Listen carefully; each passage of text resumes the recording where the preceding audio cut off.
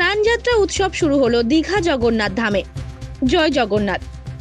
পবিত্র স্নানযাত্রা উৎসব আজ থেকে দীঘার জগন্নাথ ধামে শুরু হয়েছে, যা আগত রথযাত্রা উৎসবের এক আধ্যাত্মিক শুভ সূচনা।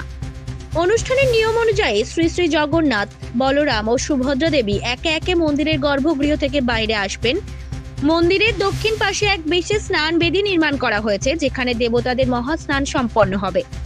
দেবতাদের স্নান করানো হবে 108টি তীর্থের জল, পঞ্চামৃত, বিভিন্ন ফলের রস এবং অন্যান্য পবিত্র দ্রব্য দিয়ে। স্নান বিধির পর ভোগ নিবেদন করা হবে। এক হৃদয়স্পর্শী উদ্যোগে পশ্চিমবঙ্গের মাননীয় মুখ্যমন্ত্রী শ্রীমতী মমতা বন্দ্যোপাধ্যায় তার কলকাতার বাসভবনের গাছ থেকে সংগ্রহ করা আম ও কাঁঠাল পাঠিয়েছেন। এগুলি 56 ভোগে দেবতাদের জন্য নিবেদন করা হবে দুপুরে। ভক্তরা গজ বেশে বিভূষিত শ্রী শ্রী জগন্নাথ, বলরাম ও সুভদ্রা দেবীর বিশেষ দর্শন লাভ করবেন।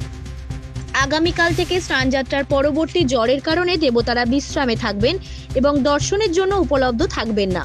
তবে মন্দির খোলা থাকবে এবং শ্রী শ্রী রাধা মদন মোহনজি দর্শন দেবেন। দেবতারা 26শে জুন রথযাত্রার একদিন আগে পুনরায় দর্শন দেবেন। 27শে জুন হবে মহারথযাত্রা। ব্যুরো রিপোর্ট, জেলার বার্তা।